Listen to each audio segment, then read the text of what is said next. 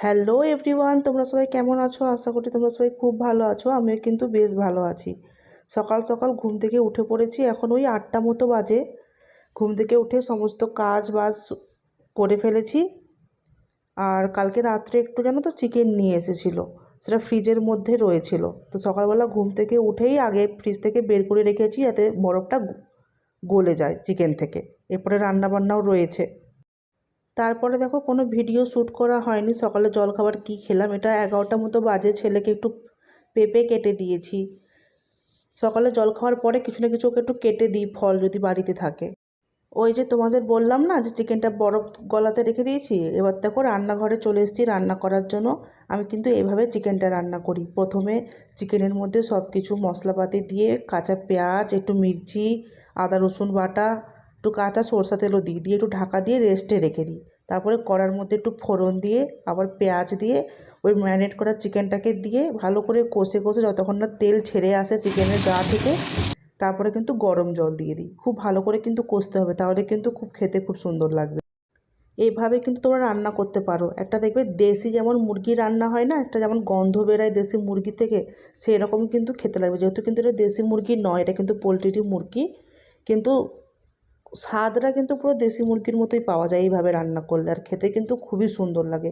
পুরো যেন ঘরটা যেন মোমো করে গন্ধতে, এইভাবে যদি রান্না করো তোমরা। একবার কিন্তু করে দেখতে পারো। দেখো আমার কিন্তু চিকেনটা ভালো করে কষানো হয়ে গেছে, তেল থেকে জল ছেড়ে এসছে। এবার দেখো দিয়ে দিলাম সব কিছু রান্না করে, লাস্টে একটু গরম মশলা ছড়িয়ে দিলাম।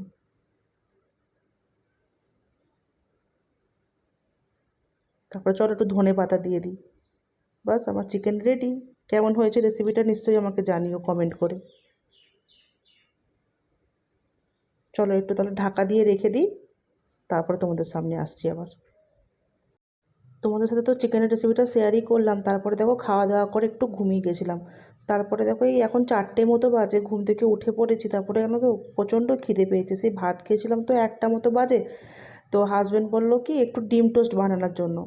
তারপরে আমি বললাম ঠিক আছে তাহলে বানিয়ে দিই। বলে ঠিক আছে ছাড়ো, আমি নিজেই আজকে বানাচ্ছি দেখো। তারপরে তাই জন্য নিজেইও কিচেনে চলে এসছে বানানোর জন্য।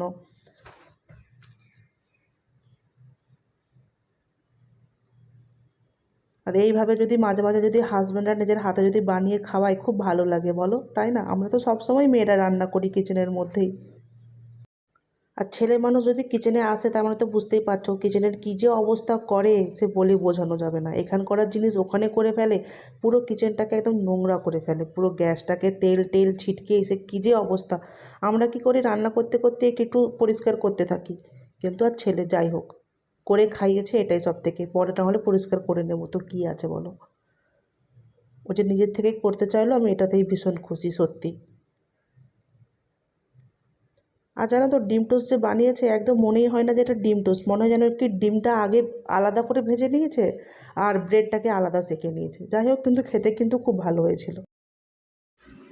এই যে কড়াই প্যানটাকে যেমন লাচিয়ে লাচিয়ে ডিম টোস্ট করছে, ও একটা ভিডিওতে দেখেছিল জানো তো, আমাকে সেটাই বলেছিল যে একটা ভিডিওর মধ্যে দেখি যে কাকুরা ডিম টোস্ট বানায় এইভাবে লাচিয়ে লাচিয়ে ডিম টোস্টটাকে করে। তাই আমিও একটু স্টাইল করে নিচ্ছি দেখো।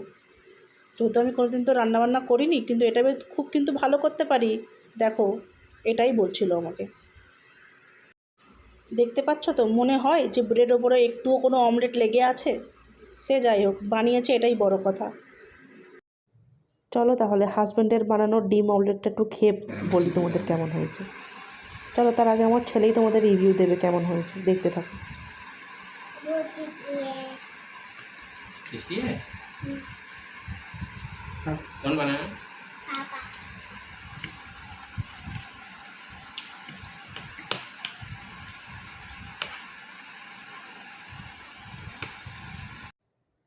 বাপ ছেলে মিলে তো বেশ খাচ্ছিল, আমি দেখছিলাম, তাই দেখো আমাকে একটু খাইয়ে দিল।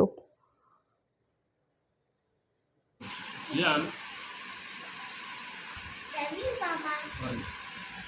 कैसे बनाया? टेस्टी। খাওয়া দাওয়া করার পরে বিকেলবেলা যেন তো আমরা একটু বালকনিতেই বেশ সময় কাটাই। তারপরে দেখো হঠাৎ দেখি ময়ূর আমার বাড়ির সামনেই। কি দেখতে ভালো লাগছে তাই না? আমার बोले ছেলে তো पिकॉक आ জানো जा मेरे घर পাখিটাকে पे आ जा। দেখলে ও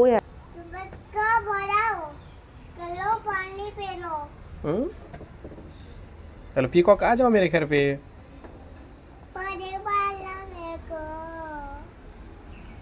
बड़ा पिकॉक।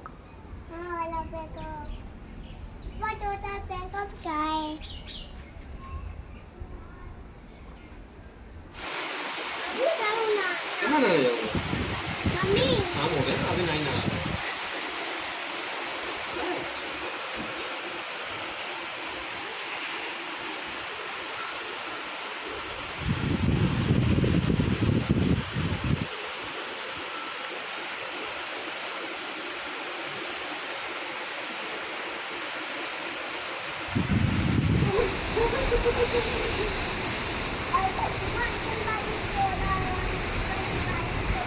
अंकल का तो बारिश हो रहा है।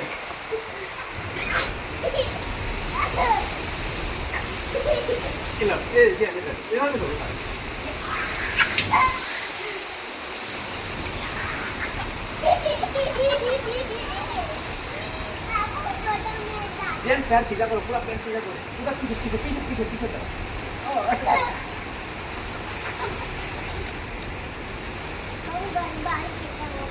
बारिश नहीं खत्म हुआ, मतलब घर चले, बारिश खत्म हुआ। जेन ऐसे करो।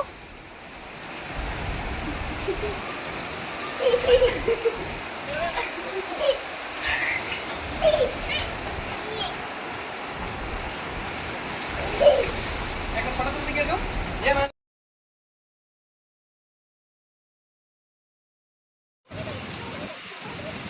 দেখো চান করার পরে বাড়িতে এসে দেখি কি পরিমাণ বিদ্যুৎ চমকাচ্ছে, তখন কিন্তু সন্ধে হয়ে গেছে। गेम घुसाओगे ना?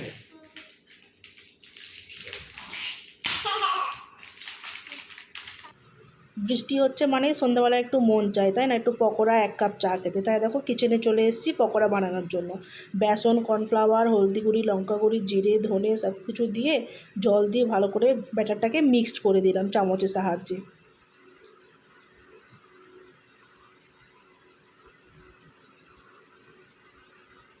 এরপর দেখো গরম তেল বসিয়ে দিয়েছি, আর একটু ফুটন্ত তেল ব্যাটারের মধ্যে দিয়ে দিয়েছি, তাতে প্রচণ্ড মুচমুচে হয় খেতে কিন্তু। এরপরে আলুটা চুবিয়ে চুবিয়ে তেলের মধ্যে ছেড়ে দিয়েছি।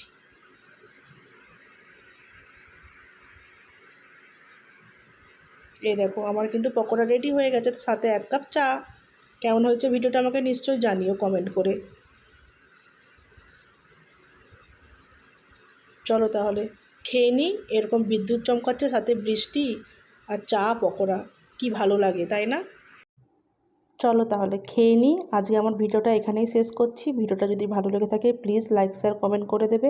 আবার দেখা হচ্ছে পরের একটা নতুন ভিডিওতে। তখন থেকে বাই বাই, টাটা।